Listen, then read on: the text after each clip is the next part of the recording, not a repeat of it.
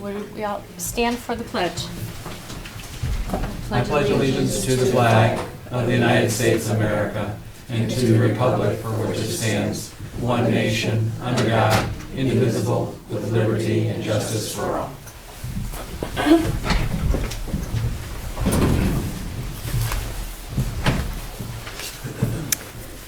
Okay.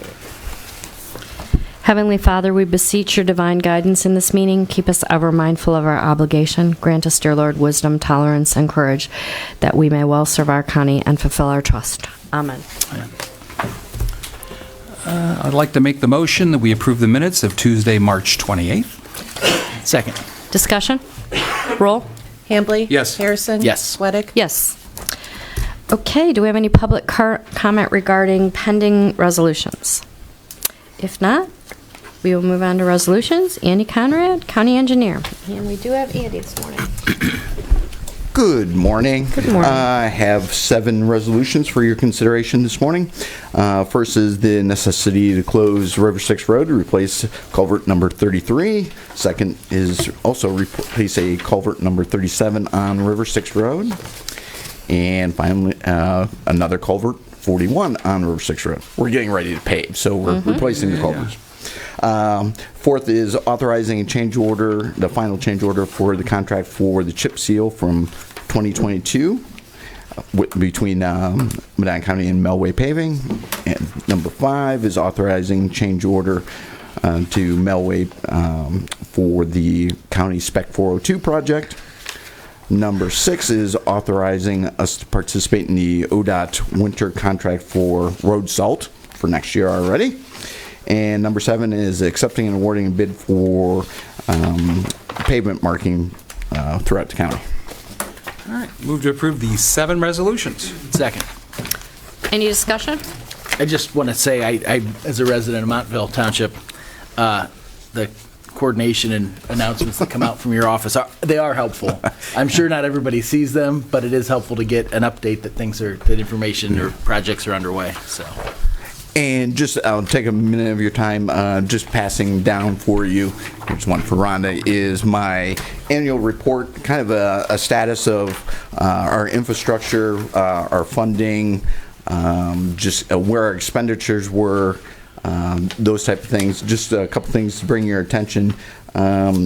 Starting last year in February, the federal motor carriers upped the requirements for how you become a CDL driver. And so with that, I registered myself as a CDL training center.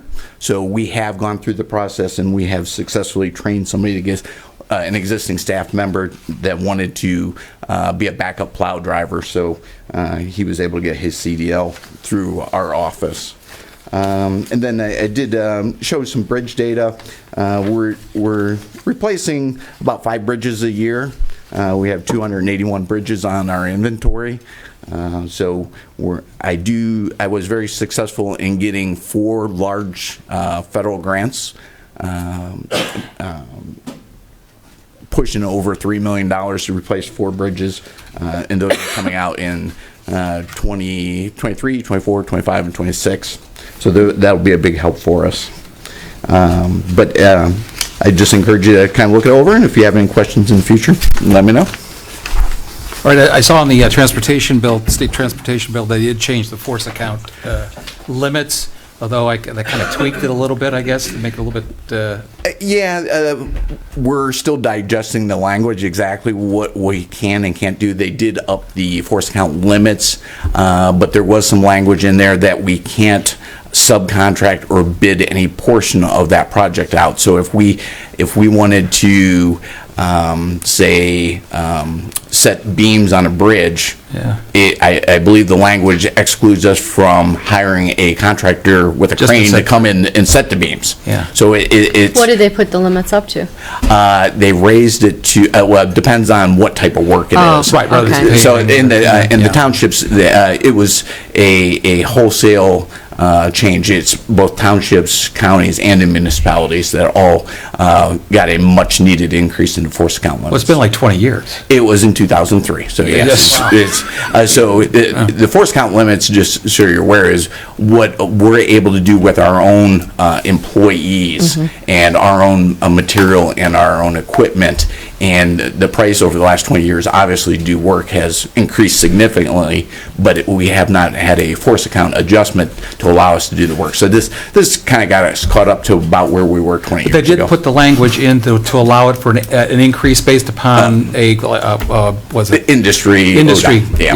yeah. So there'll be an increase every year. Inflation, yeah. So, which is a good thing. Should have been done Yes. 20 years ago that way. It But would have kept us current yeah, then. but it sounds like less flexibility as to the projects that you can Well, do. no, it's just we're going to have to be creative how we do it. Okay, all right. So Cool. Should be good. Very good. Thank you. Thanks. Roll? Hambley? Yes. Harrison? Yes. Sweattick? Yes, thank you. Thank you, Andy. Next up, we have Jeremy Cinco, sanitary engineer. Morning, everyone. Jeremy. Two resolutions for consideration today. The first is declaring the necessity to install permanent generators at the Ledge Road Pump Station in Granger Township and the Westfield Well Site in Westfield Township, and authorizing the sanitary engineer to commence advertising for construction bids.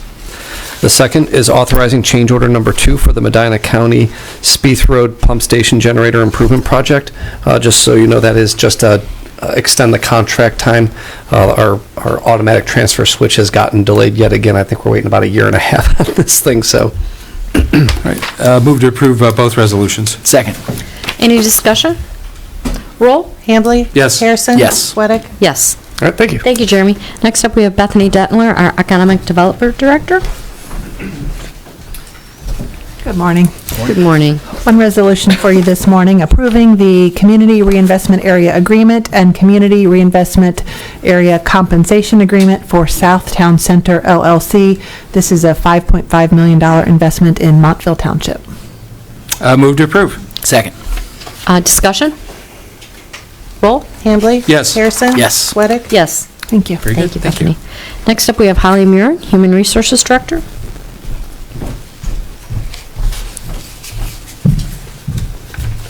Good morning. Morning. On our personal changes resolution today, we have 4 new hires, 1 at office for older adults, 1 at the dog shelter, 1 in maintenance, and 1 at county home. We have 1 promotion in commissioners, 3 rate increases, 2 in sanitary, 1 in maintenance, 1 resignation in maintenance, and 1 probationary removal in sanitary. Second resolution is authorizing an employee assistance program agreement extension with All One Health, formerly REACH EAP. And the third resolution is amending the table of organization for the Medina County Home. Move to approve the 3 resolutions. Second. Any discussion? Roll? Hambley? Yes. Harrison? Yes. Sweattick? Yes. Thank you. Thank you, Thank Holly. Next up, we have Chris Jacob, our county administrator. Good morning. Morning. 11 resolutions for your consideration. First, amends the annual appropriation resolution by increasing or decreasing appropriation levels for various departments. The second resolution performs expenditure adjustments for various funds, including the Workers' Compensation Program Fund. Third resolution performs a cash transfer for Solid Waste District. Fourth resolution creates an Office of Criminal Justice Service Sheriff Office American Rescue Plan FY22 grant fund and authorizing appropriations. This is a recently awarded grant. The Sheriff's Office for License Plate Reader Program. The amount of the grant is $53,500. Next resolution declares Medina County property as excess property and authorizes the disposal of those items, and this is for the sanitary engineering department. Sixth resolution is a sales tax distribution to the various school districts located within Medina County. This is for first quarter 2023, and the amount of the total transfer for all districts is $4,675,754.82. Next resolution authorizes an agreement with Dynegy Energy Services East LLC for electric services for multiple county buildings and facilities. This agreement would take effect May 1st of this year. It'd be a 3-year agreement and would set a fixed rate for energy service provision at 6.03 cents per kilowatt hour. The current rate is 6.05 cents, so a slight reduction. Next, resolution authorizes submission of a grant application for a Family First Council Operational Capacity Building Funds Grant. The amount of the application is $15,750. Next resolution authorizes the Commissioners to enter in an agreement with the statewide consortium of county law library resource boards on behalf of the Medina County Law Library Resources Board. The amount is $1,311.95. 10th resolution allows expenses of various county officials. And the final resolution is authorizing payment of the weekly bills. The total requested for approval is $2,363,040.15. Move to approve the 11 resolutions. Second. Any discussion? Roll. Hambley? Yes. Harrison? Yes. Sweattick? Yes. Thank you, Chris. Thank you. Department updates. We have Laura Toth from Office for Older Adults.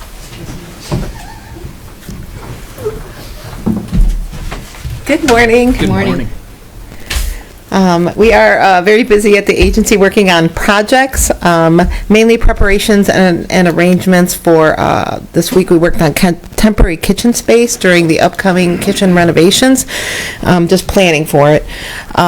We have a plan to utilize what we call the back dining room, moving refrigerators and a freezer to that area so we can maintain home delivered meal service. We're also looking to rent food warmers so we can also offer hot meals. If not, then we will be doing several weeks of cold meals, which is fine. So I hope it takes place in the summer when people really enjoy the cold meals that we serve at that time. So we're looking to get a list together for to put in the proposal, the needs we'd need from the contractor and things like that. We expect the earliest start date of late June, early July, and we'll adjust from there if we have to keep going on. We're really looking forward and planning more for that project. So for summer events, since our dining room is going to be compromised, and we have, on average, on any given Wednesday, we've been feeding about 50 people. And then if we have a special event Friday, which is usually once a month, we have like 100 people in that dining room. Well, obviously, with part of it blocked off, we're not going to have that kind of access. So what we came up with, which I think is a really good idea, we've reached out to Dave Taylor at the Veterans Hall and to inquire about hall rental over the summer once a month. So there are several options during the week available, and we'd like to have one event per month, especially since we can't have picnics. They also have an outdoor area that can be used. So I just thought that was a really good idea. We will ask the Medina County Senior Adult Foundation to pay for those rental fees, which I'm pretty sure that they'll be happy to do. So, also Wadsworth, the cafe operations, that's coming along well. We still hope for a mid to late April start. This week, we're getting supplies delivered, continuing to establish our point of sale system and business account, establishing food vendor relations. We've had a couple of bumps in the contract, but Tommy Condosa at the prosecutor's office has been wonderful in working through those with us and with the vendors. Also, excitingly, I've reached out to the Hassinger family who owns Aunt's Pastry in Wadsworth, and we're going to come to an agreement where they will provide, we will sell their donuts and pastries and cookies on a daily basis, so give them some advertising. And yeah, I know. I think it's just great. We're continuing to set up that kitchen. I had one employee for Wadsworth start yesterday and one starting next Monday, so it's coming together. We still have construction in our building on the south entrance. I believe that the center participants have gotten the word. They're used to the temporary changes and that we only have, well, we do have 2 entrances. There's another entrance on the south side, but more utilized is the main entrance. And after that, when the bridge project starts, we'll kind of flip that around. But I haven't heard any complaints, so that's good. And we do get warning when there's going to be a really noisy day or anything, so we can, let people know it's going to be noisy today, so that's been good as well. Finally, Senior Day in the Wild West will take place on the 16th of May from 9:30 to 1:30 at the Community Center. It's not really in the Wild West. We're just go with that. And no senior has to pay this year. This is the second year for that. The foundation covers the cost for seniors to attend for free. So that's just been a great thing. And we are not taking reservations, but we expect that we will have about 550 seniors there. So it'll be a big event. Finally, I mentioned a couple times that the foundation is supporting seniors doing what they need to do so we can do a better job in the community. Just the next foundation fundraiser event is the Twin Sizzler on Medina Square on July 4th, 5K, 10K, and a bike race. So that's it. Any questions? For the senior event, Western wear, like cowboy hats, cowboy boots. That's right. Big belt buckles, those will all be encouraged? Right? They will absolutely be encouraged. I believe we're getting bandanas with our logo on it as well. Excellent. Thank you. All right. Thank you, Laura. Thanks. Next up, we have Stephen Bastian, Facilities Director. Good morning. Good morning. So for a staffing update, all of our, a couple of our supervisors have attended Leadership Medina, and hopefully that program continues on and we can send the rest of the supervisors to Leadership Medina as well. It seems like we're getting good positive feedback from that program. From a maintenance You're talking about the LEAD program, correct? leadership. Or the leadership? Leadership The Medina. signature program or the LEAD? It's lead. Lead. LEAD, okay, got it. I just wanted to make sure which one. All right. From a maintenance standpoint, we have 2 openings inside of the maintenance department. We are going to fill those. I do believe we have 2 people that we have interviewed and sent out for background checks and drug tests, so hopefully we'll actually be completely filled in the maintenance side. Cleaning, we're down a full-time person and a couple part-time people, and we have a person on medical leave right now. And then the vehicle side, we have 2 technicians out there. The turnaround time has been pretty fantastic, so Transit's vehicles have gotten back to them fairly quickly, and then with their issues with the lack of buses that they've had, it seems to have worked out fairly well. Workload, from a maintenance standpoint, we've done 1,917 work orders so far this year, compared to 1,195, so we've increased that workload by about 60% due to that facility condition assessment and reestablishing our PMs and workload. So in that, we have increased our workload. I think that we are tracking better currently, so as we continue to get those numbers, we can kind of see where we're sitting and how that is playing out. Vehicle maintenance, we're still sitting about the same amount of work orders, 135 this year. In the same time frame was 135 last year, so our workload is about the same. I think we're spending a little bit more time on our vehicles currently than we did previously, and I'm not quite sure why, so I'll have to start looking into why we're spending more time. From a courthouse standpoint, the old courthouse, the HVAC equipment was removed off of the 1841 roof. Chris and I have a meeting to discuss the roof, where they were sitting and whether or not that needs to be repaired or replaced. So we'll start talking about that. The AV systems inside of the courtrooms are, I think that we have got a solution that they are working towards. So hopefully we've had some problems with the communication in those rooms taking up too much bandwidth in our IT. So they are working those out. I do believe that Root and our IT department has come up with an understanding on how that's going to get accomplished, so that they're moving forward with that. The abatement for all hazardous materials inside of the 1841 is complete.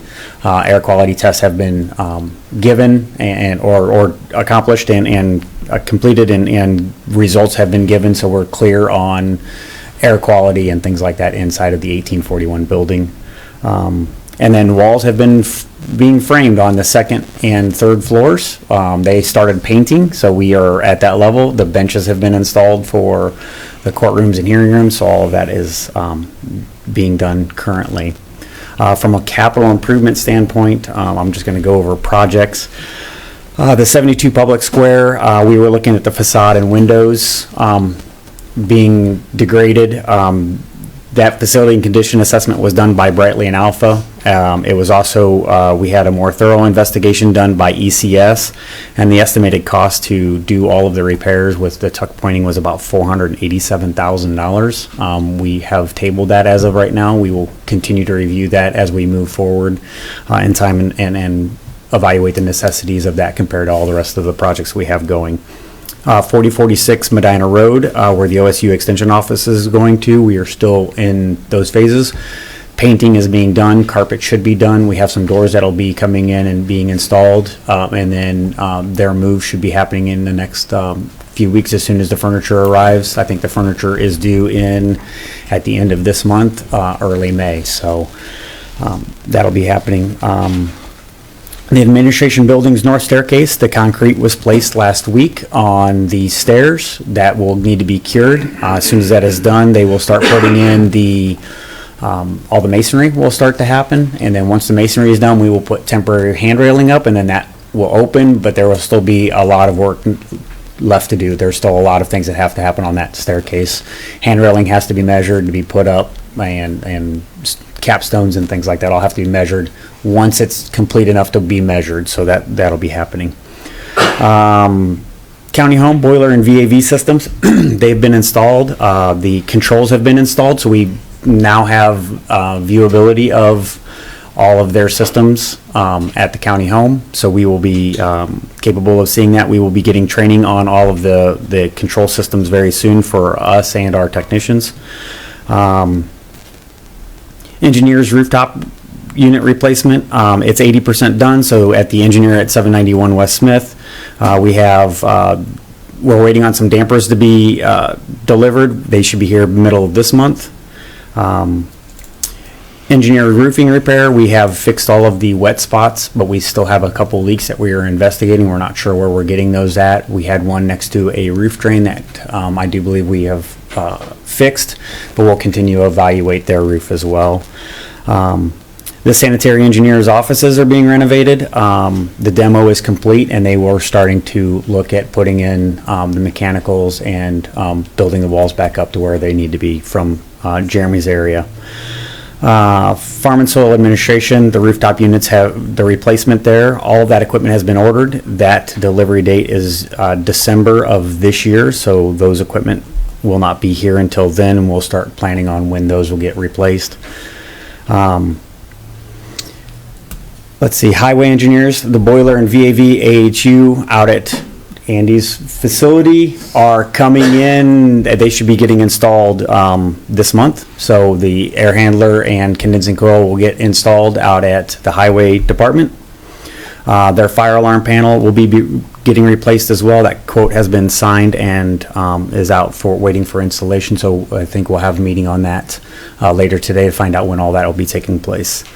The Human Service Center exterior project, like Laura was mentioning, the south side has commenced. We do have some issues that we are running across that we will continuously give you updates as that comes about, and from steel being replaced and things like that. So I'll continue to update you as we move forward on that.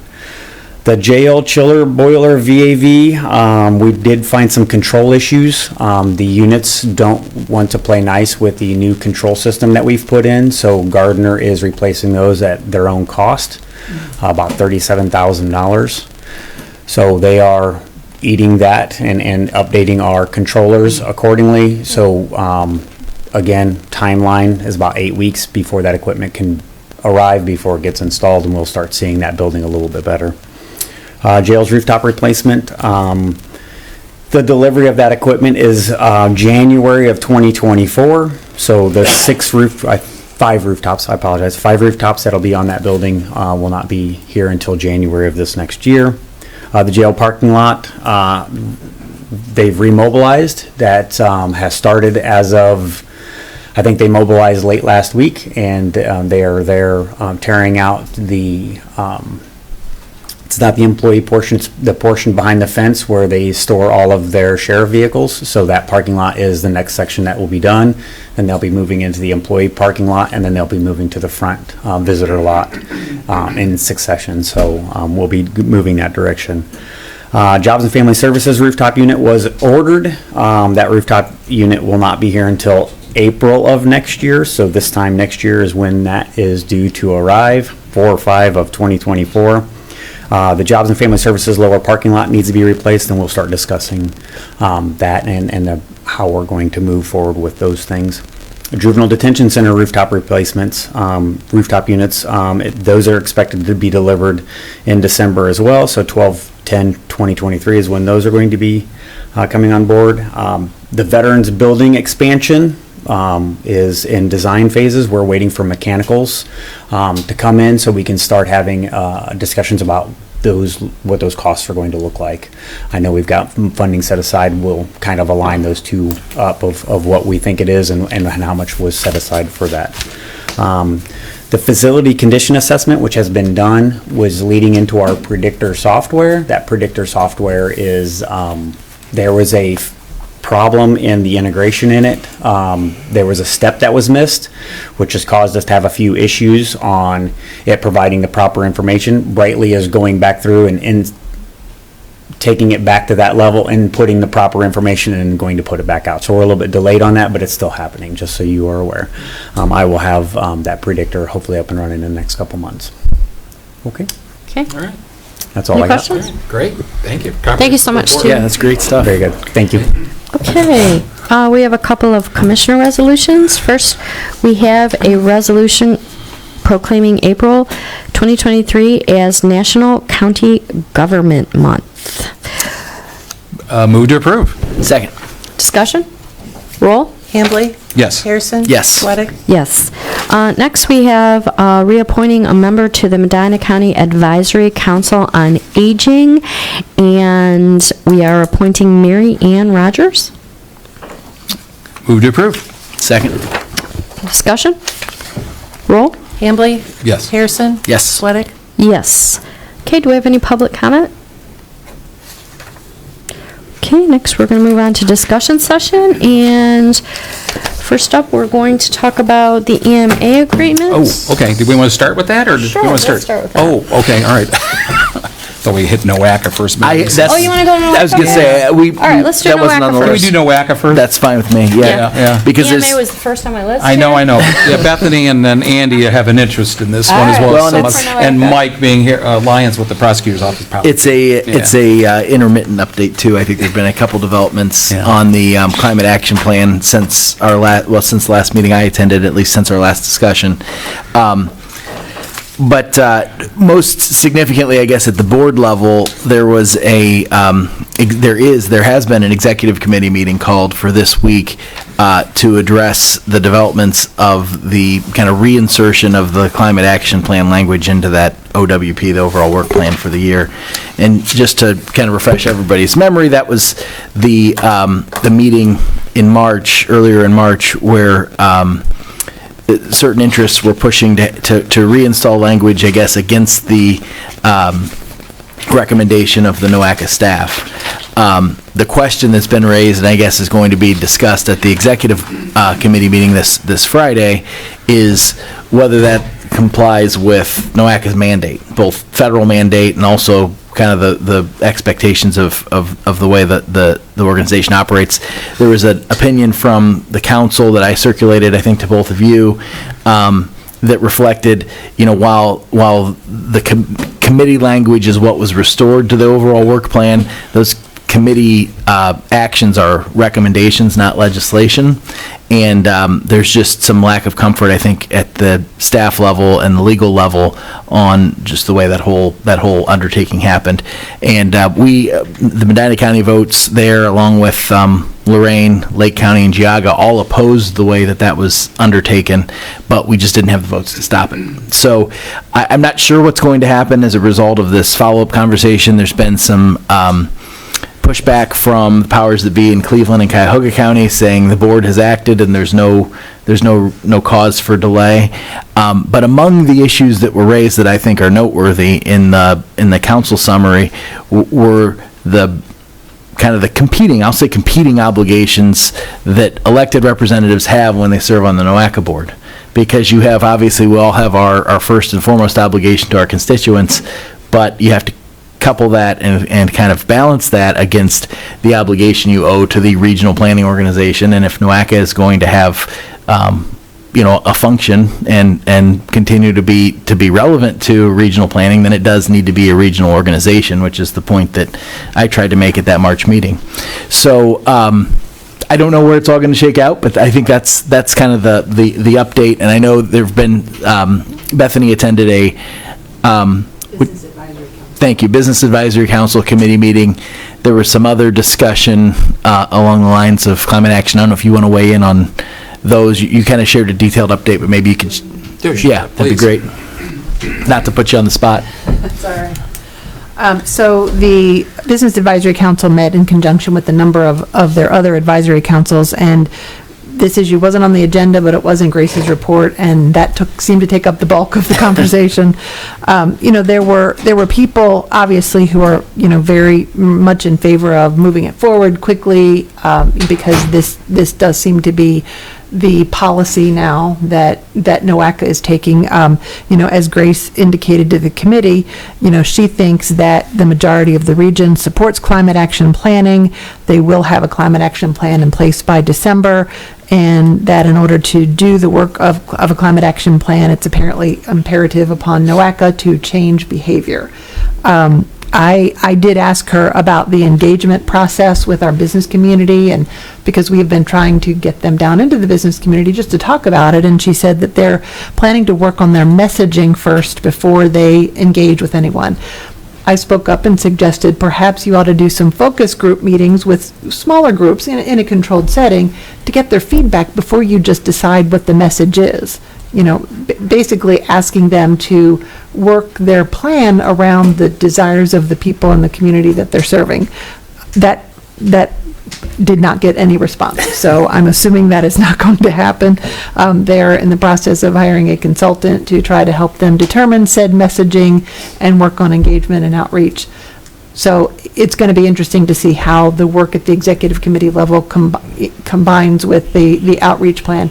Obviously, if they're moving forward with something, we'd want them down here to talk about the plan, but it doesn't necessarily feel like they're looking for feedback on what the plan needs to say. I think we need to understand the implications of the plan from a policy perspective, and I don't know that they're going to be prepared to answer that. So what I gather from your communication, and it seems to be consistent with what we've heard elsewhere, that essentially they already have the answers, they're just going to, we need to be educated as to their enlightened approach. The data is the data, she said. The only thing that's actually set in stone right now is the data. The inventory is final. Well, yeah, and Jeremy shared with me what was shared with the Water Quality Committee. And according to what this is, yes, their inventory, and I know that actually there is, as I presented here a couple weeks ago, I still have some questions about how this inventory and how they calculate per capita, Medina County being way out so much higher in greenhouse gas emissions than anybody else in the region. Don't understand that. But they also, as completed as the emission reduction targets, likewise are already adopted, completed. And that's by 2030, they have to reduce greenhouse gases by 63%, and by 2050, net's at 100%.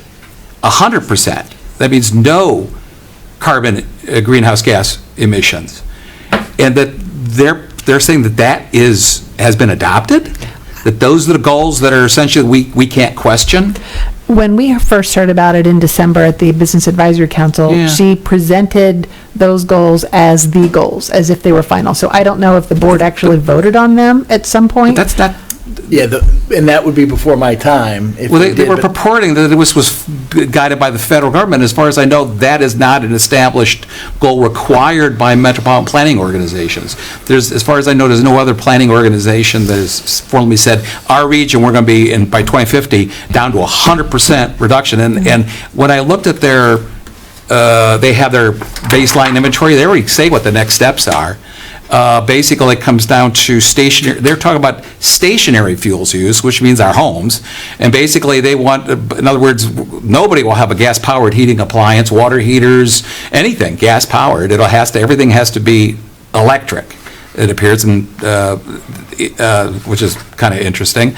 Then in terms of regional electricity use, we're going to be totally on renewables. And I hope, thank God, we still have a nuclear plant, I guess, that we can count on hopefully by 2050 that'll help.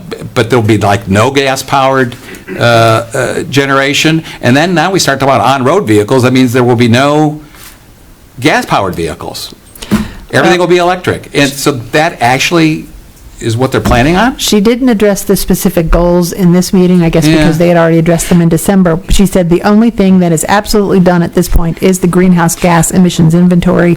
She said that it is not debatable as to which sectors are producing emissions. I mean, she seems to be fine inventory is about inventory. that. I agree, and that, actually there is question, as to how they calculate, whether it's actually measured or assumed or calculated. Those are the big questions. The methodology. So it is debatable. It is debatable, I believe. And then one of the other areas is solid waste.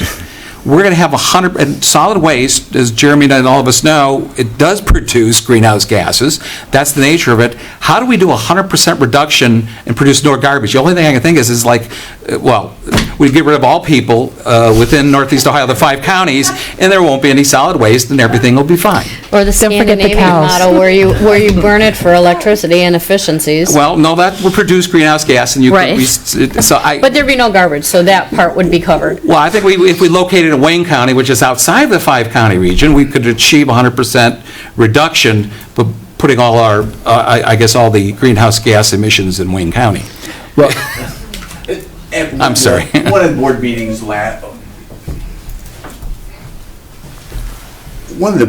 last year, it was discussed whether we should be looking at a climate action plan that was focused on transportation or as a whole, the region. And my point that I was trying to make at that meeting was that as an MPO, aren't we focused on transportation? These are transportation dollars. Why are we looking at people's homes? Why are we looking at the factories? I'm not necessarily saying that's a bad thing to look at, but isn't that way outside the purview of the MPO? And that fell on deaf ears. It was more of we have a plan of what we want to do already. So it was proposed as all-encompassing rather than more transportation-related. Yeah, there's the famous Dan Troy, he's a Democrat, but he's okay. And he was a former commissioner, as a state representative out of Lake County, is famous as saying in the Commissioners Association, when you look at these issues, stay in your lane. And that was my point. And I think we just need to stay in our lane. We're talking about transportation. We're talking about the area of transportation planning. Yes, air quality has an impact, but it sounds like they want to go totally comprehensive outside our lane of as intended, our area of government. And that was very specifically voted on. Yeah. Okay. Yes, but they no longer, we pay dues for them to serve the people of Medina County, and it no longer seems like the interest of Medina County is ever the priority. that couldn't have been more clear in the March meeting.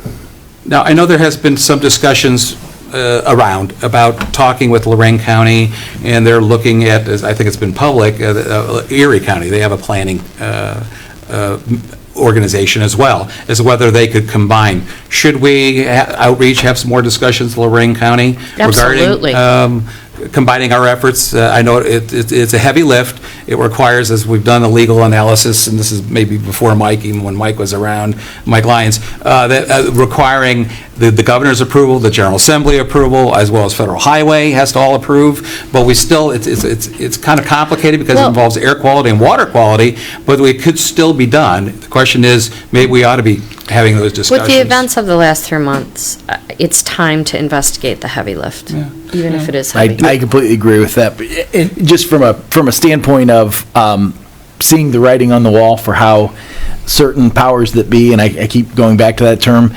intend to operate on that board, even pushing back to the legal opinion that says, hey guys, there might have been a violation here, and kind of stubbornly refusing to acknowledge that. To me, that gives us as good of indication as we're going to have of what the future holds for our involvement, and it's not intended for Medina County to have a very large voice. It's become an unfunded mandate that doesn't serve our community as much as the North. Aaron, do you think you and Bethany could reach out Lorraine County and start those discussions? I'd be more than happy to do some investigation and come back, and with Bethany's help, that'd be great. The other concern that I think as it relates specific to this, because I think we've got to be on parallel paths, right? The reality is right now we are there. Is the messaging context. There's this attitude around the board that any resistance in this is based in climate denialism. And that's a premise that I reject wholeheartedly, because I think you can have a realistic view of the world and kind of the implications to our environment and wanting to be a good steward of the environment, but also still keeping an eye to the fact that we need the economic motor running to fund our communities and the way of life that we have here. So I mean, from a realistic standpoint, I think we have legitimate reasons to ask, how are you going to accomplish 100% reduction of anything and By still have our 2050. quality of life? It'll be stated that's a goal.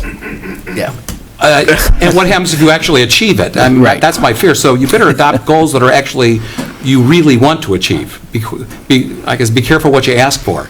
To get to that level, even at the 60%, the draconian efforts, the violation of property rights, I mean, just all the great concerns have, as you point out, that they're being accused of people that are climate deniers, but look at the actions that would have to be taken for that to be accomplished. Right. That people would no longer be able to buy a gas furnace. I was all electric when I went gas. I guess now I have to get rid of my gas furnace I just invested in. I can't believe that they would expect people to be able to. There's no do that. realistic way that there's infrastructure to support that. Oh, exactly. The electric infrastructure just isn't there. Exactly right. And so if you're going to have goals, make sure that they're realistic, that they're practical, and actually that you do want to achieve them. And it seems that they've assumed that authority that that the MPO does not have and should not have. And I don't think it's a great use of time to be involved in an exercise where we're talking about aspirational goals that everybody would acknowledge are never going to be realistic. So even if I was on board with that, the premise of that, I'd have a hard time justifying the amount of time that goes into these meetings and county resources beyond dues paying, but county resources of sitting in committee meetings and board meetings and everything else to create a plan that everybody acknowledges is unrealistic. I wasn't elected commissioner to tell people whether I have a gas furnace or Right. electric furnace. Right. Electric, I'm sorry. Well, we will. And the price of the I electric know. cars Yeah, we will take some steps to kind of evaluate our options. Good. Maybe All right. spruce up some of the research that's been done in years past, and start some preliminary conversations and bring them back to the group. That would be Good, that'd be great. Yep. Let's start that, good. Thanks, Andy. Thank you, Andy. Okay, Holly, anything? Jeff, Steven? Anybody else? Laura, Jeremy? Jeremy does. I feel like it's been a while since I've been up here. Hey, so just wanted to bring to your attention, Stephen mentioned we had our demo basically completed at our office, and it looks really strange. But, as once you start peeling the ceilings off, the walls down, there are some items that, some change in work that needs to be accomplished. I was going to present a change order next week. It'll probably be about $20,000. The contractor doesn't want to move forward with any of these changes until he had authorization from us. So I wanted to make sure that everyone was on board with this before I gave authorization, just to keep them on schedule moving forward. So if you have any questions as far as what these are, I got a list that I can go over with you. So, but that was about it. So, Great. All right, Great. thanks. Thanks. Chris?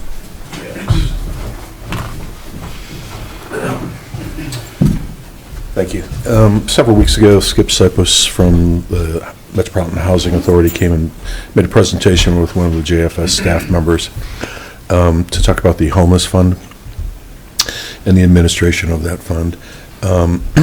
That's the Specifically, my discussion today would be his proposal to shift the administrative procedure of the $10,000 allocation in the county's general fund that goes towards the homeless assistance fund, and to ultimately to Metropolitan Housing to pay for the housing costs of residents in Medina County, certain residents in Medina County. I had asked Debbie Kiley, our JFS director, to review that proposed change. It's merely, currently we had been, or up to this point, we had been giving the assistance fund monies to JFS, and then they reviewed things to make sure there was consistency with their program guidelines. And then it was ultimately distributed to and paid for with Metropolitan Housing.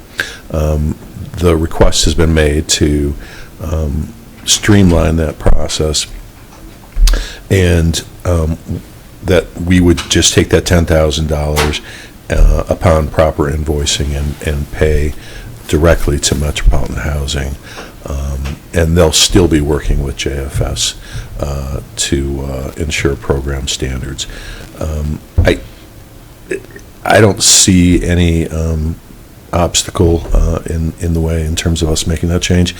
Debbie Kiley has reviewed and also stated that she sees no problem with that slight administrative change. And I know that Skip had inquired about the status of that.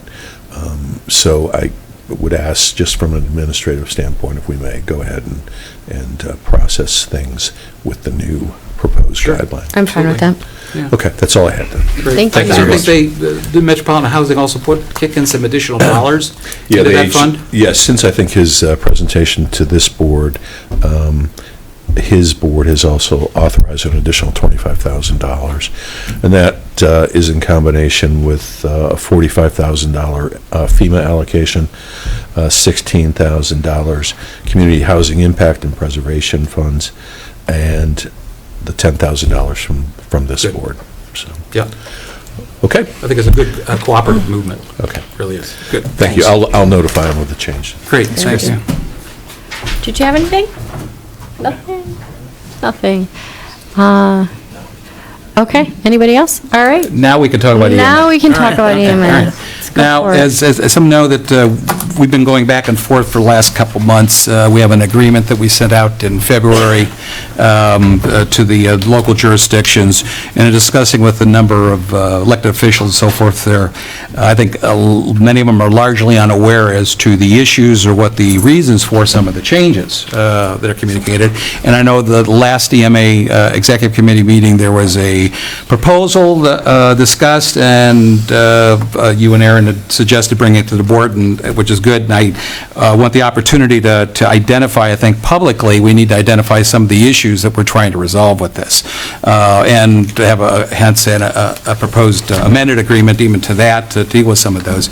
I did provide like an outline of some of the issues. I do have a copy for the press and for also Mike, if you might go over that. Yeah. Good, thanks. And just to highlight, there's the section of code that involves 5502.26, where one of the issues of the executive committee, there's the statutory 7, which is, I call it statutory, 1 county commissioner, then 5 chief executives representing municipal corporations and townships, and 1 non-elected representative. And since then, since 1990, you had various, I guess there's been some different versions, somewhat in dispute as to whether they were had required signatures. I think there's enough evidence to suggest that all the communities did, because they've been paying for all the dues for the last 30 years into the fund and participating in this. And the agreement, which is the 90-39 version of the Commissioner's Journal, is pretty clear as to the composition as well as some of the requirements of that.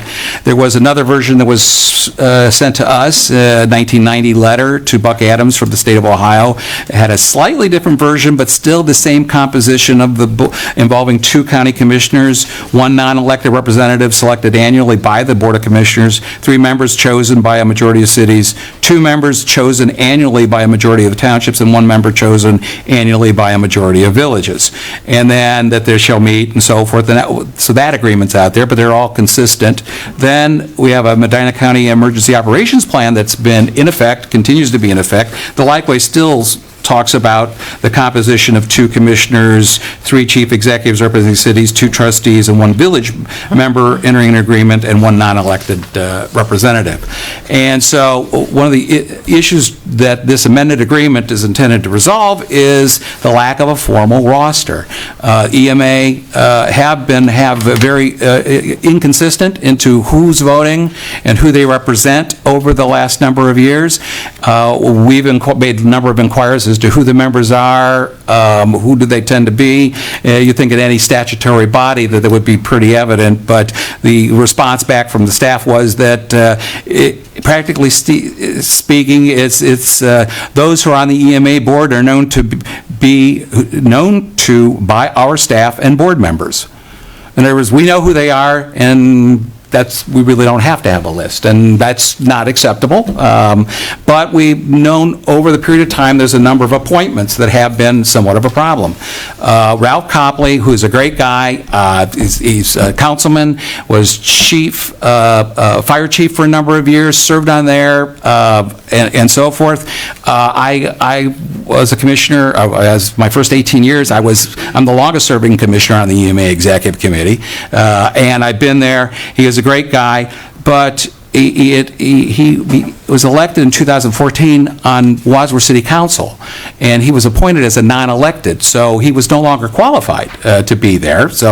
But he was appointed there. Commissioners, his appointment lapsed in 2019. It was pointed to the staff, actually in early 22, that he no longer was eligible to, yet he continued throughout 2022 to attend and vote. Even after the commissioners appointed replacement, Scott Miller was relegated as a guest in 2 meetings, and Ralph Copley was continued to vote. Ralph Copley likewise, and it's not blaming Ralph, it's just that the board itself was not disciplining and recognizing that the commissioners legally had Scott Miller. And then we have at least 2 meetings where Scott Miller and Ralph voted. For that same position. So these irregularities really needed to be addressed, and I think our amended agreement will address some of those in that. We also consistently, the EMA board members came to the conclusion that there's 2 commissioners, but one's an alternate and one's not a voting member. We've tried to address that historically. There was a period of time from 2017 to 2021 that for various, I was obviously not here, I was downstate, but the commissioners were convinced that only 1 commissioner was appointed and didn't appoint the second, even though we've got at least 2 meetings, one in 2019 and 2020, where 2 commissioners actually voted, even though 1 was only appointed. So there's inconsistencies in the roster, and I think it's consistent to say, yes, 2 commissioners are eligible to be there and ought to be voting on that. There was also a communication that the EMA director makes an annual recommendation of who that citizen at large is. There's nothing in law or statute that gives the EMA director the ability to appoint somebody or recognize. It really is under our recognized resolution, what we have, that, no, the commissioners make that appointment. And then township appointments. We have 3 township trustees voting when there's only 2 by either statute, 2 by only agreements, on several occasions where they actually were voting. 3 were attending. The only time you could actually tell that they're actually voting is when the executive session, so we have at least 2 times when 3 trustees were voting, and that's obviously out. We also have individuals apparently being listed as alternates as representing the townships that we have no record of as to being an alternate. Linda Bowers in 2021 attended as an alternate for one of the trustees. She was a trustee of Lafayette Township. served her community, served there, for her to vote, yet the commissioners had no record that she was appointed by the association. Secondly, as you know, most recently, you said Sally Albrecht is listed as an alternate for the trustees, and yet the communication from the association to the commissioners was there's only two, and does not involve Sally Albrecht. So we have some roster issues that need to be resolved, who the appointments are, and this agreement is meant to do that. Village appointments. That's another issue. The 90-39 says that one chief executive acceptable to the chief executives of the majority of the participating villages. Conrad Sarnowski was appointed as the chief executive of Seville years ago, and he's continued to serve, but he hasn't been a Seville village mayor since 2011. And so it's one of those issues like, well, either they're going to be one of the mayors or they're not, or somebody designated. So that needs to be clarified as to who the village representative is. And we don't want the villages not to be represented. We just want to make sure that, that's cleaned up. And then, of course, there's the appointment of executive committee chair. Conrad has, at least since 2014, served as chair. He's not been elected, and yet the 90-39 says that the executive committee shall elect its own chair, who shall be an elected official.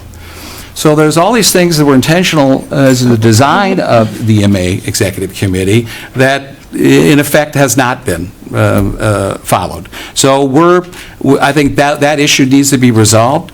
The other issue that I think that Mike can assist us on is, still unclear to me, is by alliance with the prosecutor's office for those here, that there's alternates versus executive committee designees. The municipal CEOs, or as I understand from the last November 16th meeting, Matt Hiscock was insisting that there's an implied authority of the, as I can gather, of the mayors to have designees, because the prosecutor says we can't have alternates because the statute doesn't permit alternates. So I'm trying to understand the difference between a designee and an alternate. I think that needs to be resolved some way. The original resolution in 1990 does resolve that. It says, yes, there is authority to appoint alternates, but if our view is that the statutes do not permit that, then that's going to have to be more clearly defined. It might be suggested that actually it's a good idea to have mayors on the executive committee. Frankly, I'll just say it's helpful to have mayors there, because I'll just say commissioners' times are as valuable as mayors' times, okay? You have two commissioners, and if the city really wants to participate, it might not be bad to have a mayor there. We'll just say there's a certain authority a mayor has that a designee may not have. It's great to have people that have the ability to sign letters, but it's even more important to have people to be able to have the ability to sign checks. And I think that's the intent of the statute, is to make sure that you've got people that have authority overseeing and being involved in governance. And I think that has to be addressed, and that's one issue.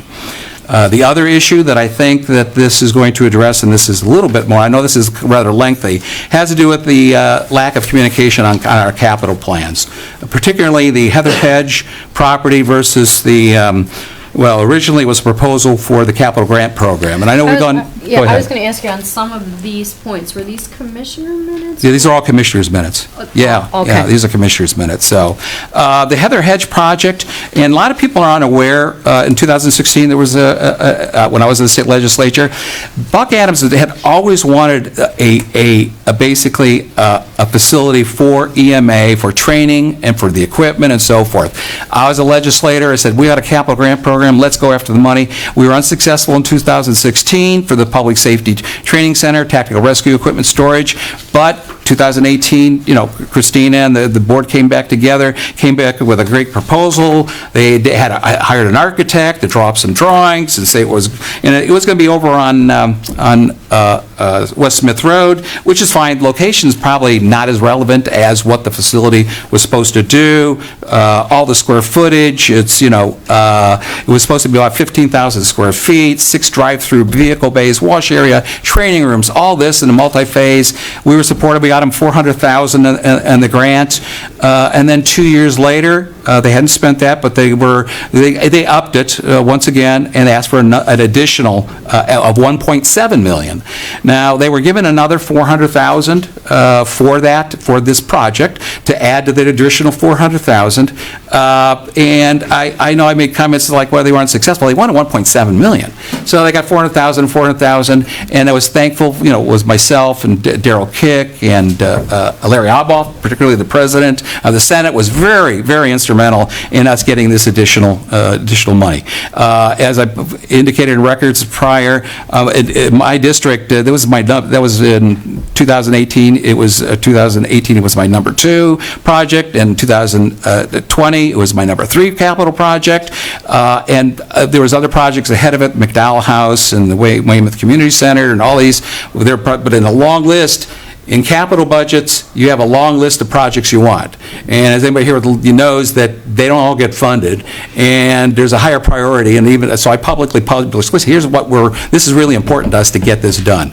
And you make certain promises that you're going to try doing it. Since then, since I came back as commissioner, obviously the focus of the capital plan has changed. They changed location. They got Heather Hedge. When we as commissioners were asked to take that property over, I said, well, are you going to be able to accomplish some of this? And I was told, yes, there's going to be some issues, but they're going to try accomplishing much the same things. But there's been a lack of communication as to what else they need to accomplish the storage of this equipment. And now it comes down to, I guess, it's 2. They would like this kind of a facility. We have, and I've identified the commissioners meetings where it's coming in, and they're saying, well, we'd like to be over at Wedgewood, we'd like to do something with the sheriff's department, and in which case the commissioners are basically funding or provide the balance of funding for 2 projects. And I'll just say, as a legislator, when we're giving grant, there's other projects don't get funded. To give you an example, it's one of those things that you're giving as much money as you can, but you expect the entity to go ahead and comply with the grant requirements. This money has yet to be spent. It continues yet to be spent. When Medina asked for $1 million for the parking deck, they didn't come back and say, well, we didn't give us all the funding we asked for, so we're only going to do half a parking deck. No, they still did the rest of the parking deck. Weymouth, this is the same thing. The Park District, when they were asking money for Chippewa Lake, they didn't buy half the property. They found a way to come up with the rest of it. I think the problem is the people that are signing letters don't realize that they're also trying to make a commitment at the state level to come up with money for a project. And I think what's important, too, is the commissioners are the owners of that property. We just had an OAG opinion to 2023-005 come from Ashtabula County that really highlights county property is under the responsibility of Medina, of the county commissioners. No other entity has responsibility for that. And I know that it was presented by EMA when it came to the state, that the only reason the commissioners own the facility is for insurance purposes. And the law is pretty clear. No, it's just not for insurance purposes. We're responsible for it. We represent countywide the public. And it's almost an insult to say that when the county commissioners take that obligation, that it's only for insurance. No, it has to be part of a capital plan. And what I've seen since my 2 years here has been this inconsistency. They need to involve all 3 of us when it comes to capital, because all 3 of us are responsible to the voters for any kind of building that we own. We are the ones that have the access. We're the ones responsible for it, and any repair they can't make without our approval. It's just that simple. That's the nature. This is a county agency. This county agency would not exist without the Board of Commissioners. And that's very clear. That's the way the statute reads. We're the one entity that has to be a member for it to be a countywide. The cities, if they don't want to be members, they don't have to. They can form their own. They can do a combine under a home rule. They can do what they want, but you know what? It's still a countywide agency and our responsibility, and particularly capital.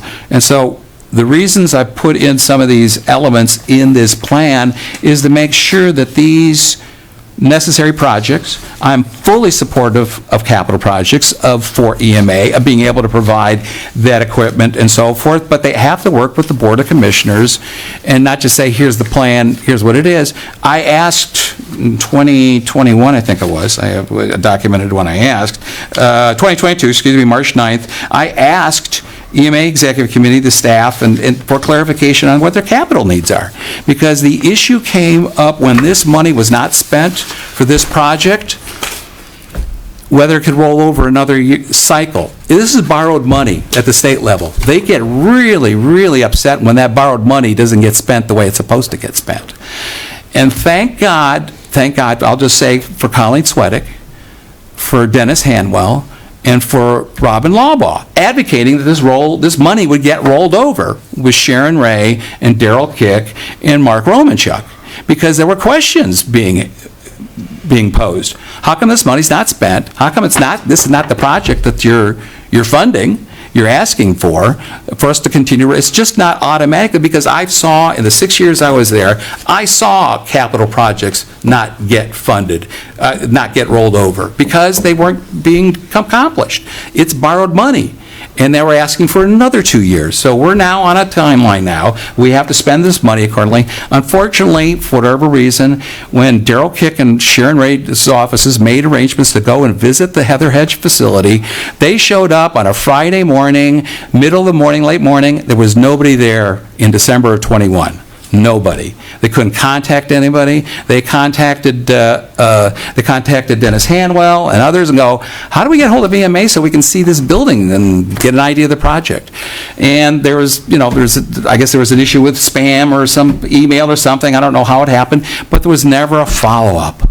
They never followed up with our legislature. Like I said, thank God for Colleen and Robin Lawbaugh and Dennis Hanwell pleading with them, saying, look, it needs to be rolled over. We need to keep this money here for this project. And it got rolled over. But I can guarantee you, if we don't spend this and spend it the way we said we're going to be spending it and accomplishing a place for the equipment, it's not going to get rolled over again. I can tell you. There's no reason for them. So we do have a plan, and I know Scott was put on the EMA committee in order to resolve some of these issues and move forward. But I just want to say thank you for those that pled our case and make sure that it did get rolled back over and that we do.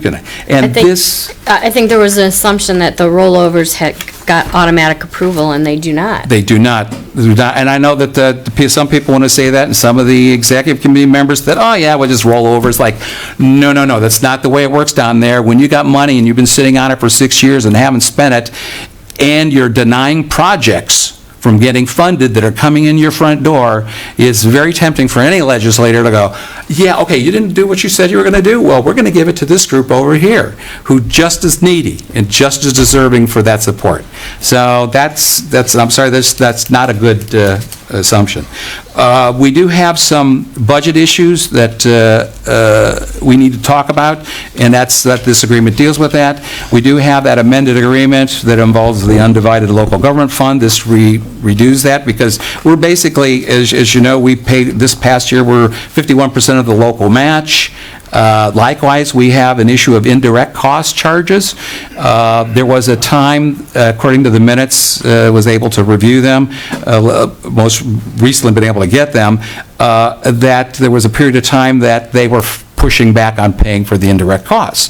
And that's a yearly allocation. Maximus does this, and every department's supposed to. EMA, and I guess the prosecutor or somebody got involved with it, as I can tell from the minutes, and they said, no, we're not going to pay it. So there was an agreement that says, okay, but that's at this point $21,000 that the county commissioners have to suck up the cost for the prosecutor, the treasurer, the auditor, the building maintenance, and that was all calculated before they got this building. So the building maintenance likewise will fall on us, it will be an indirect cost. So as this amended agreement that I proposed says, well, okay, if we're going to have to pay that, let's get at least credit for the indirect cost. We're paying for that. And then there was an issue that was raised in the minutes about the LEPC budget allocation. And I know Chris, I asked him to take a look at that. Apparently there was, in our budget hearing, there was a request for the $25,000 for LEPC function. I don't know whether we paid it or not. I thought we did. I guess that's an issue that's whether we need to do that in our agreement or not. It remains to be seen, but that is a commissioner function. This is the SARA title program. We do have an obligation. EMA does administer that, so if, I have a feeling that our historical contributions ought to be reviewed, and we probably include that. I didn't put that in this agreement, but it's one probably we need to address. So I'll try to be as thorough as possible. And last is that also in that amended agreement, it has everything being returned to EMA. I'll just say that the return and official filing of the amended agreement ought to be the Board of Commissioners. 1990, it was returned to EMA. They can't find it. It's lost. They've lost records. We are the board, since it's our county and we're creating it, we're the ones that we can journalize it. We're the ones that have the authority to be like a permanent record. So really, it ought to be returned. Each jurisdiction approves it. We ought to be the recipient of that, and then we'll file it and journalize. Make sure that there is, in perpetuity, a record of this is the way EMA is, so we never have to go through this question again as to whether or not the jurisdictions approved it, whether or not the commissioners have authority. Here it is, it's journalized, and we can kind of move on. So that was the intent, and I know that's a kind of long history, but I felt in talking to a lot of elected officials, they're going like, I don't know why EMA, they come out with with the trailer, they're able to do it. Like, yes, they've operationally, I'm not questioning any of that. Frankly, I'm a big supporter of the EMA, their mission. I want them to accomplish in terms of public safety and disaster planning, and we'll do what we can to certainly to provide the support that we ought to and that we need to provide them. But I want to make sure also that we are bringing the issues that need to be resolved that have to do with the governance, because the perspective has been, when we sent it out, is that it was some kind of power grab by the commissioners, because they were totally unaware of what these issues were. So, just to So, okay, clarify, go ahead. in your proposal here, Sure. under number 4, it does take really, just to be clear, the commissioners are in effect only picking 2 positions, correct? Correct, yes, and then this is... Right, yeah, and yeah. because then that isn't the power grab, because we've had 2 Exactly for a right. long, long time. Exactly, So yep. I just want that stated, Right, that right. we pick automatically, there's 1 commissioner, and then under the number 1, we may pick an additional commissioner or someone else. Correct. But in the end, should we go with this proposal? Right. It is only 2. Correct. Right. I think, but we're also, in this, indicating that one non-elected representative, rather than us pick them, let's have the Advisory board. The advisory board, the statute's very clear. The advisory board, like the health department, really ought to be meeting annually. They haven't apparently from the very beginning. That's the problem. We really do need the jurisdictions aware, and that's why the way I've crafted this, they will meet annually. They will review the budget. They will review a report of what's going on. They can become partners, that they ought to be in the functions of EMA, and they can also verify and confirm the appointments. The Medina County Township Association is not a formally recognized or legally recognized entity of appointment. They make nominations to us for like Planning Commission and NOACA, and I think Mike has said oftentimes it's like, and I know a lot of counties do operate with their township associations making these various things, but somebody ought to confirm it so that you have a roster of who the voting members are. And the advisory committee could be the one that, since there's a meeting in December of the Township Association, when they make those appointments, they can confirm, here's our voting reps, and the advisory committee, when they meet annually, can say, yeah, here's the representative. They can confirm the appointments by the villages, they can confirm the appointments by the commissioners, they can confirm all the appointments, and we'll have a roster. So who has the ability to vote, and who represents who? Well, this is also good, because one of the concerns was about the chief executives not being specifically spelled out. Right. Which is spelled out here in your Right. version. Right. A chief executive from each of the 3 cities and 2 from the townships. Correct. So there was a concern that wasn't properly spelled out, and this does. This spells that out. That spells that. And I think, like I said, commissioners' time is as valuable as a mayor's time. And if they need to have a regular meeting to pay bills, there are ways of doing that don't require the whole executive committee. Like I've said many times, there are 88 counties, 100 different ways of doing things. When you look at other EMAs, they have a policy committee, they've got a controlling committee that goes and pays bills. In some counties, where about a dozen committees, EMAs, where the executive director is actually appointed by the county and the county commissioner, or by the county commissioners, and the county commissioners approve the bills. So, but they get delegated that authority, and that's easy enough to do. To pay bills seems to be what we do on a regular basis anyway, so there's a way to delegate that, and I think those are the kind of things that can be, and I know we can find a way to do it, but I think on a regular basis, certainly a yearly basis, the communities ought to get together, and yes, the mayors ought to be getting together and being able to decide as to what the most important projects, capital plan, what are their needs for their safety. We can, and maybe Mike, the prosecutor's office can assist us in trying to sort through this designee versus alternate issue, especially with mayors. But at least I think this clearly says, at least in that basis, yeah, the mayors are the members. So you're speaking about the mayors being the members Of the executive committee. of the executive committee, and, I mean, by definition, by the advisory group, they'd be the members of that. Well, actually, under the statute, the subdivisions select who their representative is. Right. It doesn't, I don't think the statute says it has to be a mayor. Okay. It doesn't? Oh, it has to be an executive. An executive. So to be either the mayor or somebody they designate. In Brunswick, would Carl DeForest's title be considered the That's what executive? Brunswick would contend. Yeah. I think so. Yeah. Because of the structure of Their government, yeah. But it does say chief executive. Chief executive. So Representing each of those. So they would basically designate who that chief, just like a board of trustees would designate who their chief executive is. Well, that's that.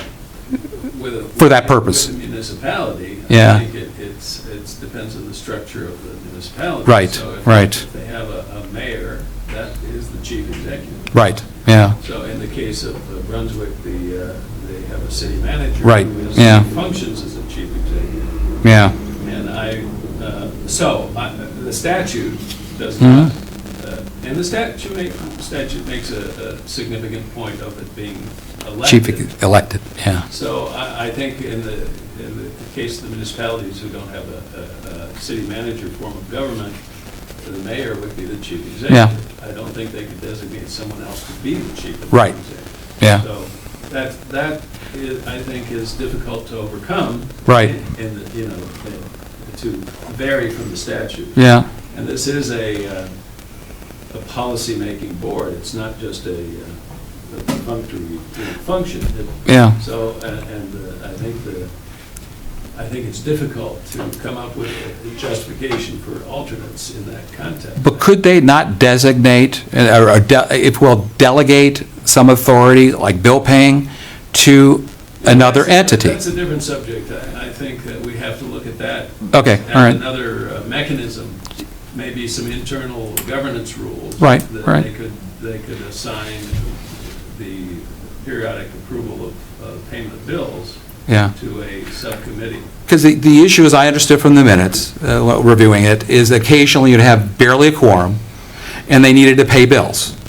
And so that administrative function still needs to be done, but it still doesn't, they still have an overriding need for planning and policy. That's the big thing.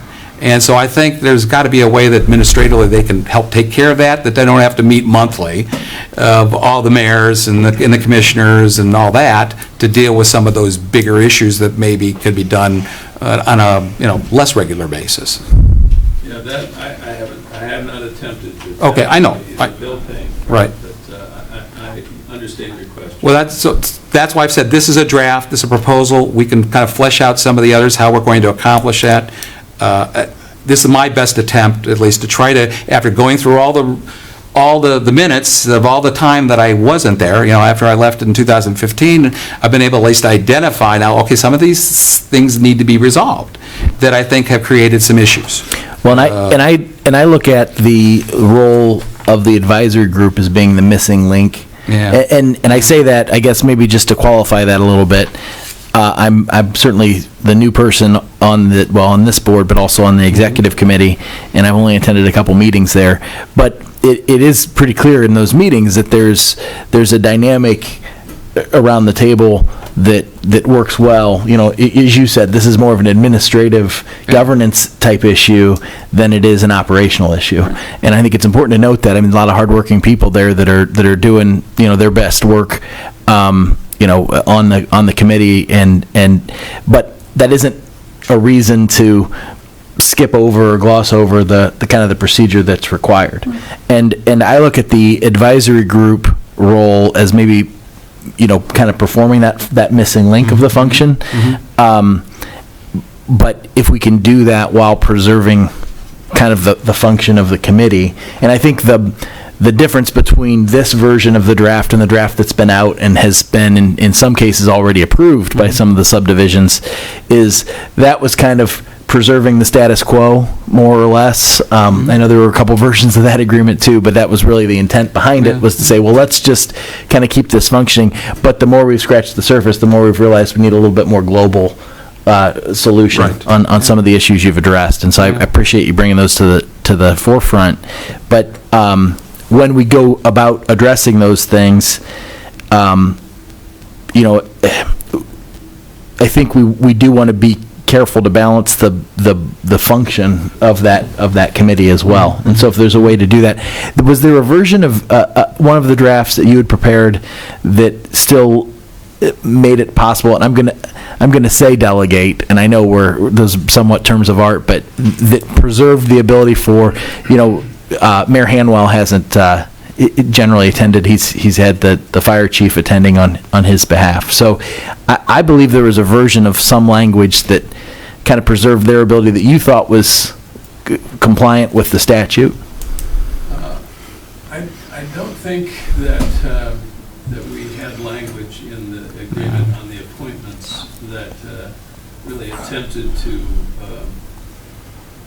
allow the chief executives or the executives to have delegates. Okay. Now, there is a technical advisory committee that was formed, it had been functioning, that involves the chiefs, the fire chiefs and police chiefs and so forth. So the question is as to where do you want that level of technical knowledge versus, we'll just say the statute's intent is chief executive to have those discussions. So I think maybe that's where, and like I said, our time is as valuable as the mayor's, I would argue. So at this point maybe it is because you're trying to meet monthly to pay bills that a mayor says, I'm just going to go there just to approve bills. That's really shouldn't be my function. I would understand that, and they're busy, that they run the cities and so forth. But maybe there's a way to write this that they can go ahead and have those technical discussions, review those things, and make recommendations to the executive committee in a different forum where they. That the safety director is there, that the fire chief is there, and so forth as part of that decision-making process. Because from an operational standpoint, which is that's the way it's been operationally. That's what I want to avoid. A scenario where now we deprive that function, that necessary function of the people who are going to be on the radios in an emergency in the room and around the table. And so I want to just make sure that we're. As Brunswick reminded you, we've gone from in 1990, I don't know what the population is now, to all these, 180,000.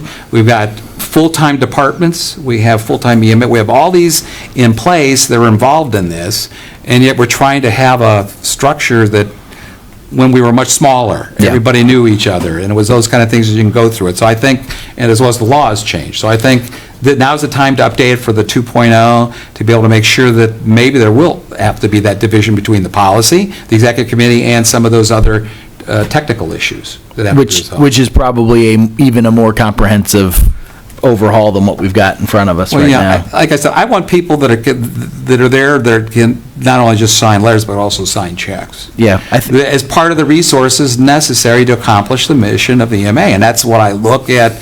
The facility that was proposed, I was all in.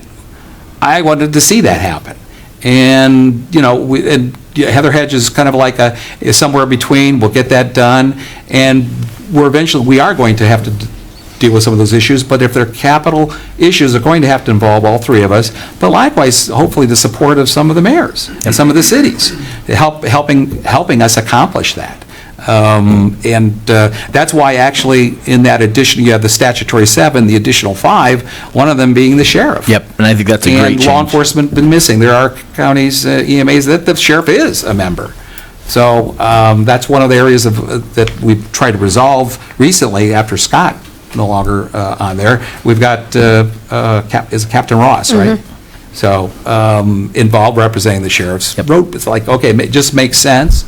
And there's that ability to be able to add that, plus any additional members that the executive committee sees fit to add. And that'll help accommodate some of those that, if, like I said, Ralph Copley, we can respect his contribution, his insight, where he's been involved. Yeah, he could be one of the other members, as well as another trustee. I'm all in with having more people there that can help provide the resources and insight necessary to move this agency to the next level in terms of disaster planning and support of public safety. Okay, I like this version. Okay, good.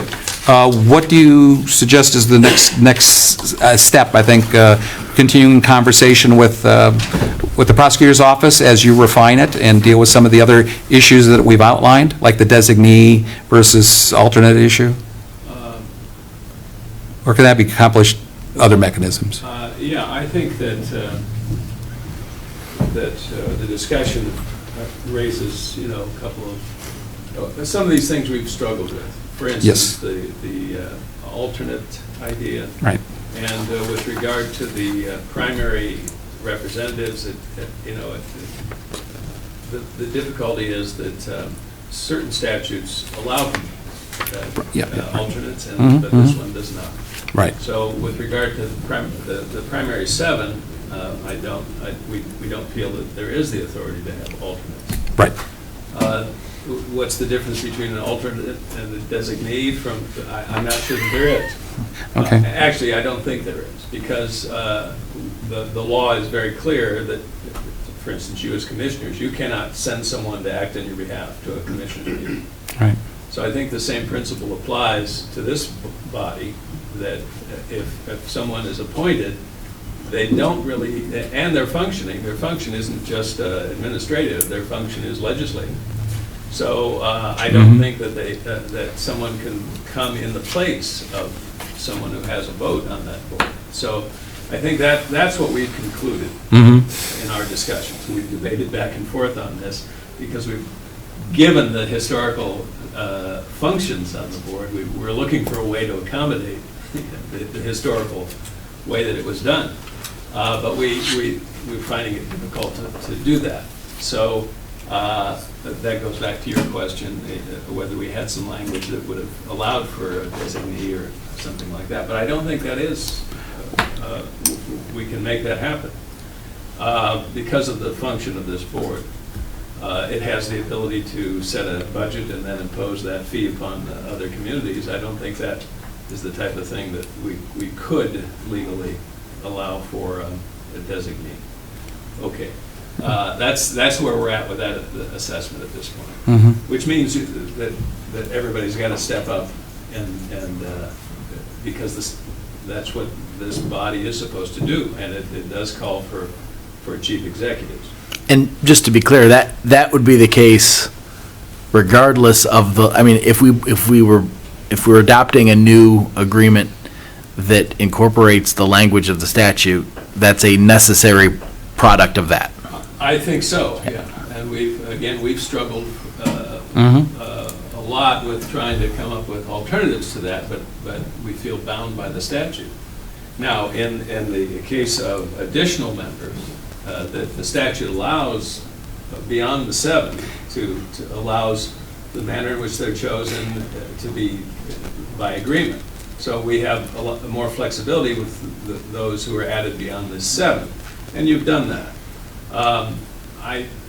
Whether you could indicate designees or alternates there, that's an open question. Perhaps you could, but that doesn't solve the problem for the primary 7. Well, so but mix them up. But that would present a whole new issue because of the political balance.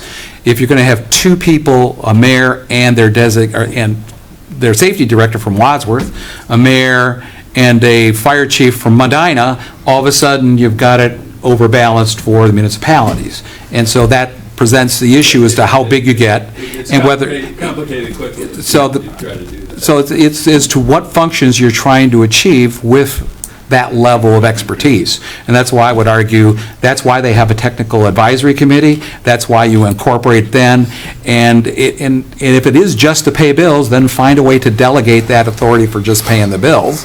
That could be acceptable. That way a mayor isn't required to be there every month, at least maybe quarterly. They'll be able to be there and make sure the agenda is concise enough that you're not wasting anybody's time, you're getting to the policy, you're getting to what you need to accomplish, and then you have, of course, the other administrative portions of it being functioned by other groups. But in all cases, everybody gets a report in January as to what the activities are, what the budget is, because as part of the advisory group, is they can confirm who the members are, they can also confirm as to what that portion of the dollars are going to be, as well as to what, understanding what their activities are. And I think that has been missing, because a lot of people don't know what they've been doing. I mean, they report to us quarterly, but I think it would be good to have the communities that are partners here and paying for this, knowing as to how many times they've been called out. And how many times that they've But that's had their not really the services. kind of quarterly report we've gotten them on different Right, topics exactly. instead Yeah, of, yeah. But I think this would require that advisory group, which is, I think, was the intent of the statute, to make sure that they are still being informed.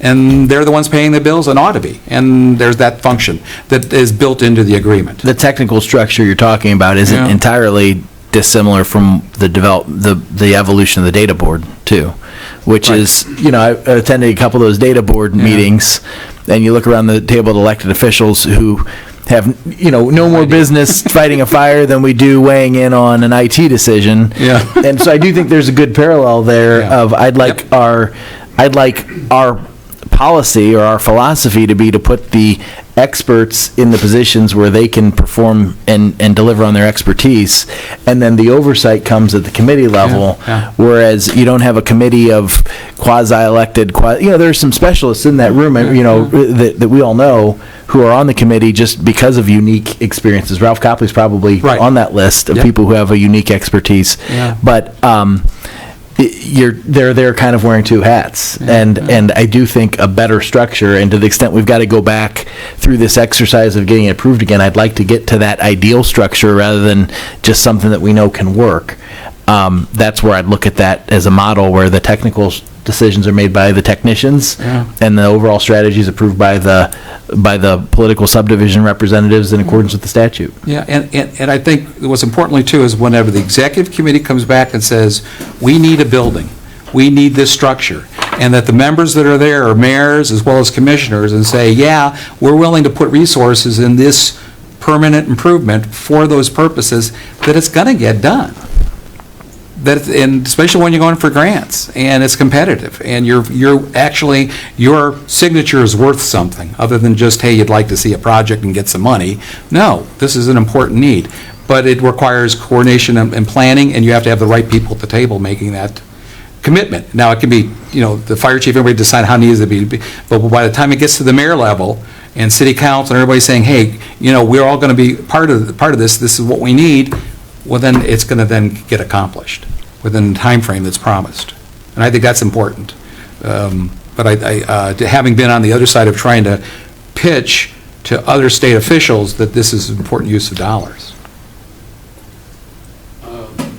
I think that what you've done with the appointments is complies with the statutes and Okay. is a good solution to that. And I think then I think taking that back to the MA board, which they expect, the discussion at the MA board at the last meeting,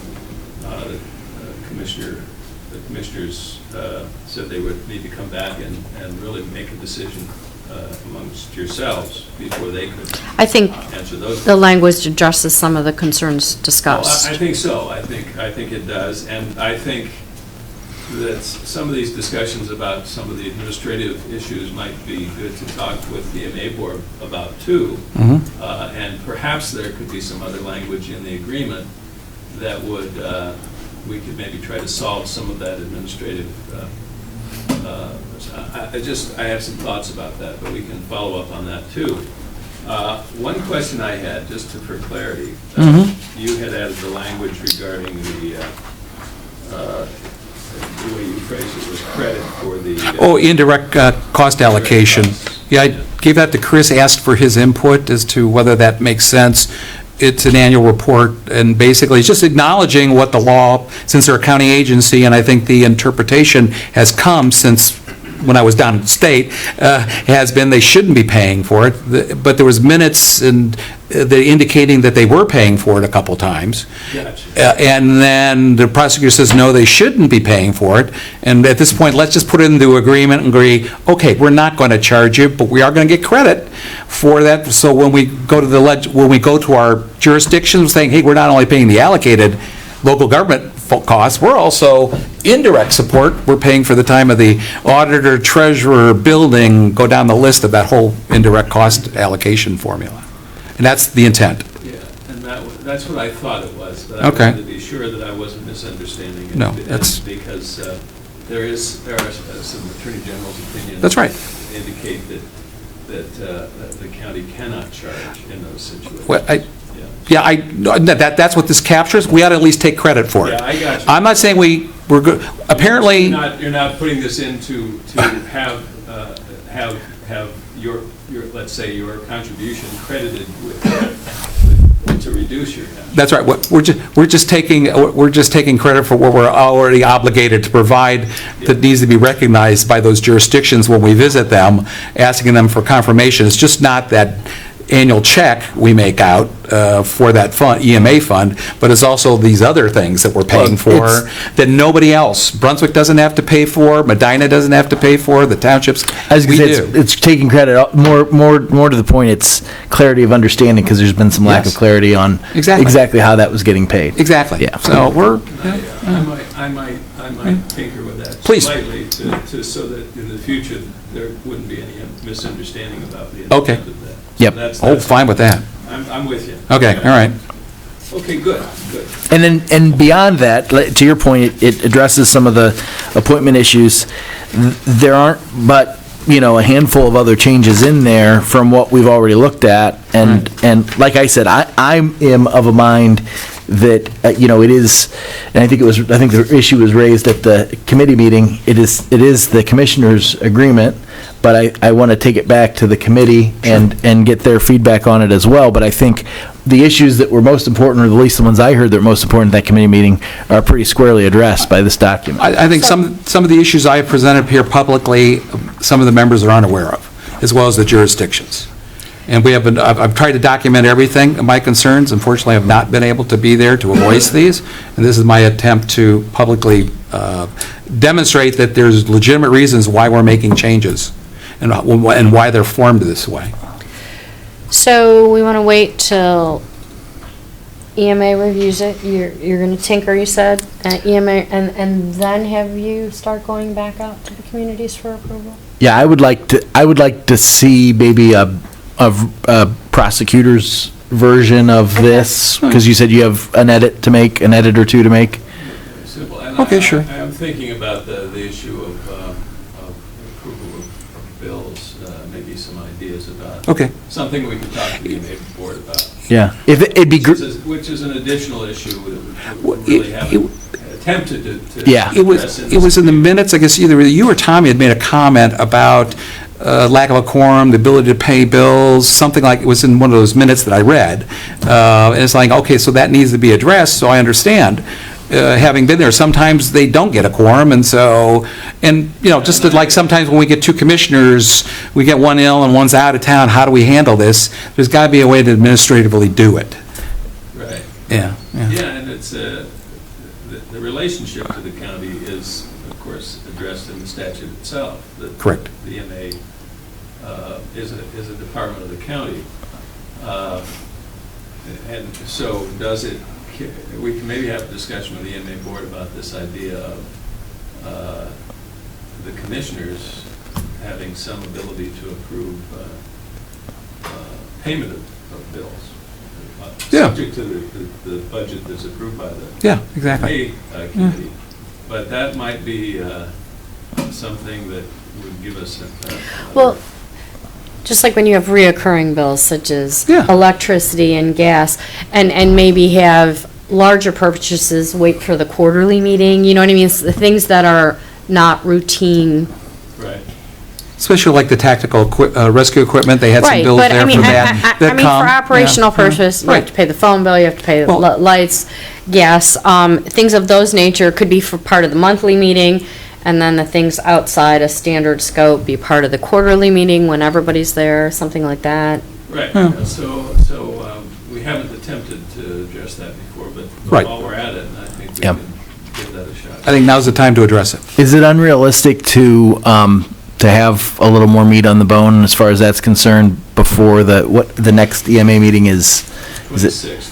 Yeah, it's the end of the month, right? Yes, I knew it was a couple weeks away. I'll work on that. Because maybe we could have another discussion about a more thoroughly revised agreement. Because I would like to have, to your point, I'd like to go into the meeting knowing that the version of the agreement the commissioners are presenting that we're all on board with, and we could say, hey, this is the one we see necessary to move forward. Mike, wouldn't you agree that some of those things that were most concerning last month are completely addressed in that list? Yes, I think so. Yeah, Okay, and good. so what we're talking about is like an additional issue.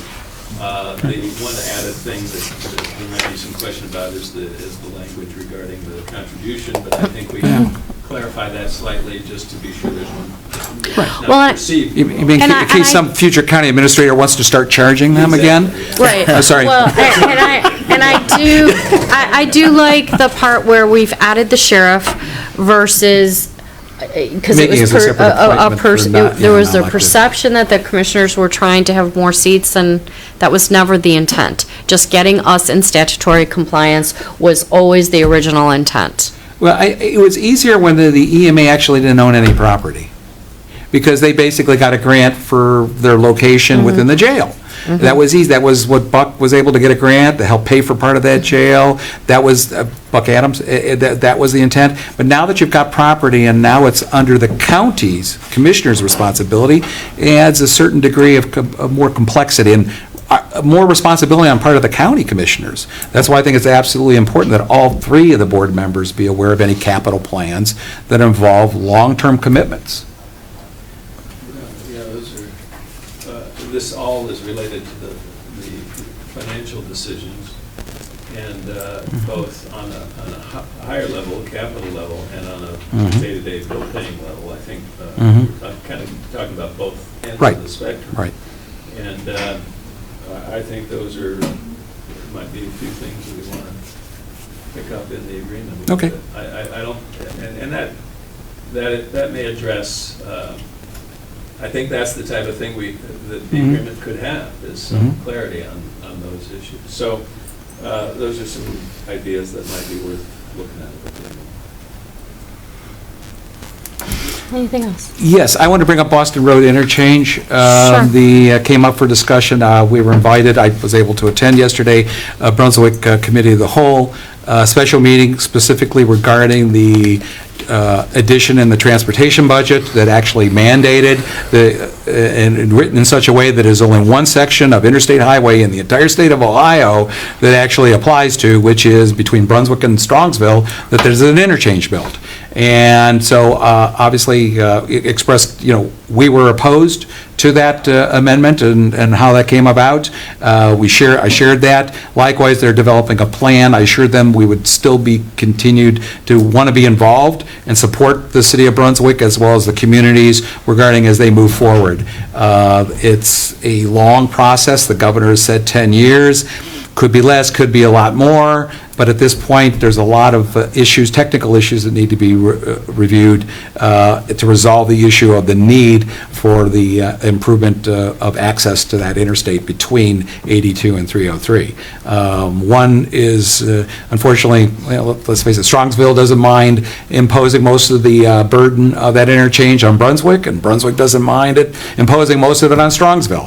Eventually, something's going to have to be done, and I think that was very clear, but we're going to be supporting the idea in that section of code that gives, as I pointed out to them, home rule to Brunswick. Any municipality has that ability to not sign a letter of ordinance of cooperation, and in which case the state can't make that improvement without the city of Brunswick's approval. And we're supportive of continuing to support that concept and working with them as they try to resolve these differences. But NOACA will be involved as well on this issue because it's not in their transportation improvement plan. Right. As well as, both Representative Miller and Senator Romanchuk both voted against that conference committee report that involved approval of that, and they're continuing to look how they can assist Brunswick and Medina County in resisting the mandate of that interchange. And I will say, we did spend a little time beating up NOACA, so Grace Galucci actually testified against that proposal, perhaps for reasons, that might be different and not entirely aligned with the city of Brunswick's opposition, but she was opposed to it, and we were aligned at least on that issue, so we're not always at odds with our friends at NOACA. I'll just say, and still touch time as Cuyahoga decides that they want it. Sorry, I thought I was the cynical one. Did you have anything else? I don't think I do. That covered everything I was... All right. I'll entertain a motion. Move to go into executive session to discuss pending litigation. Second. Roll, Hambley? Yes. Harrison? Yes. Sweattick? Yes. Thank you all. See you next week. Thank you.